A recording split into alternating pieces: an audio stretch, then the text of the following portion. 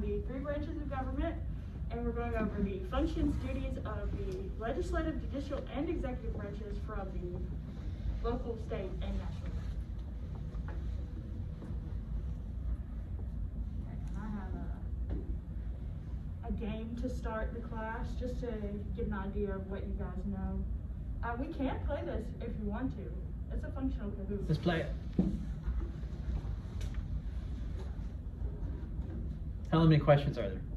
There is like 5. Let's just show us the questions. Yeah. Okay.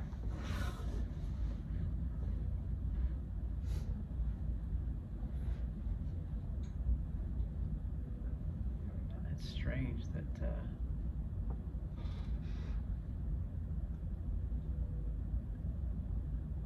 that's okay. Just tell us. Okay. Yeah. Well, it just discusses, it asks questions like, is the Senate in the legislative branch? Yes or no? Or like just questions about. Right.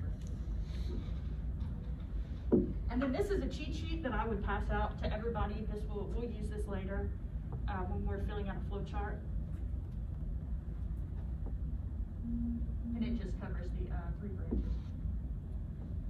Okay, and to start we have the legislative branch, which consists of Congress, the Senate, and the House of Representatives.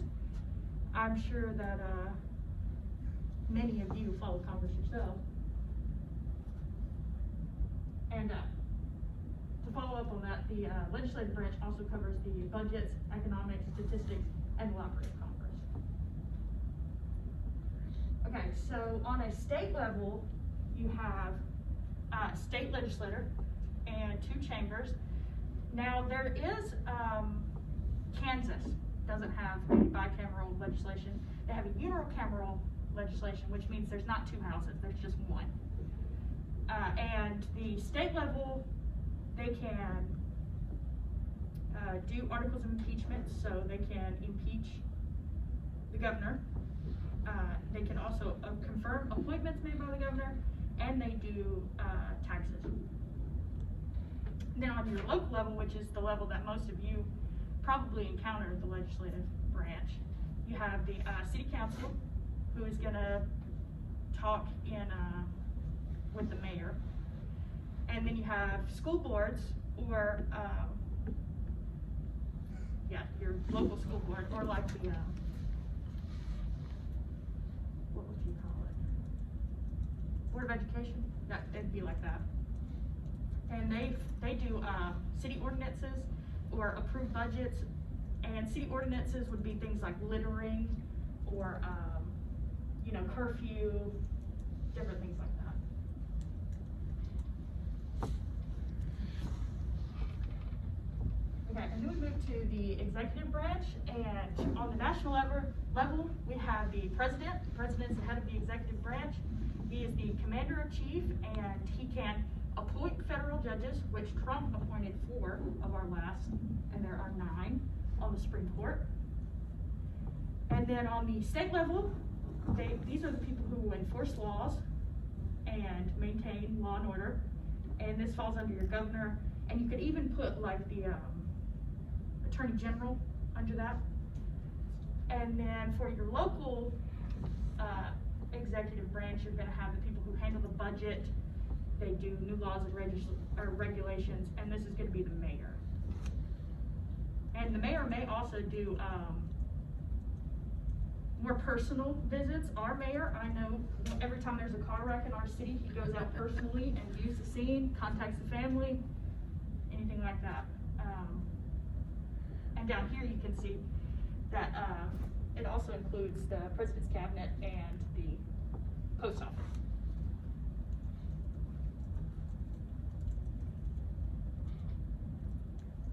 Okay, now we have the judicial branch, which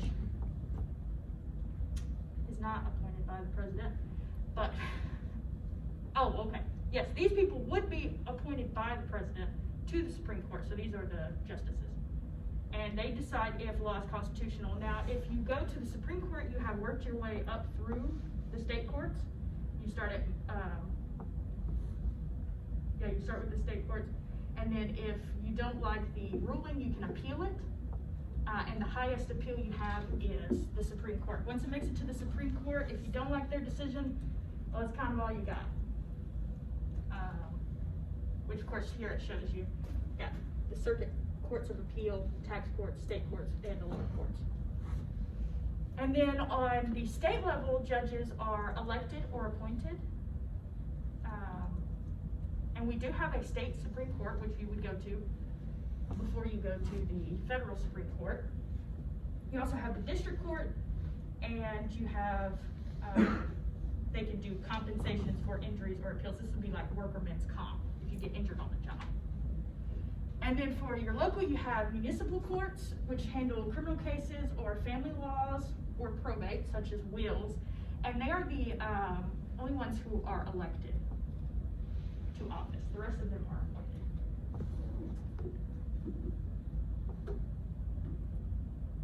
Okay, and so for this, I'm gonna hand out this flow chart right here.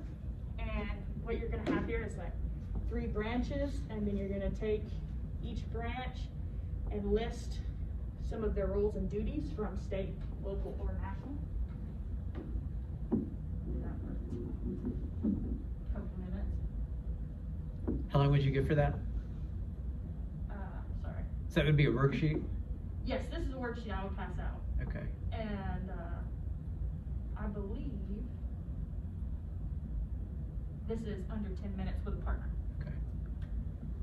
And then after the flow chart, actually, we're not going to break up from our partner groups. We will then pull out our phones, and we do a group activity where the students will write their own definition of a word, and then we'll go around and share the definitions and make sure that they have a good concrete grasp of what the definitions mean. Okay. And then after class, you need to write a paragraph about something you found interesting or something new you learned during the lesson. And that's it. All right, good. Comments? That was good. I like how you started off a lot. Okay, something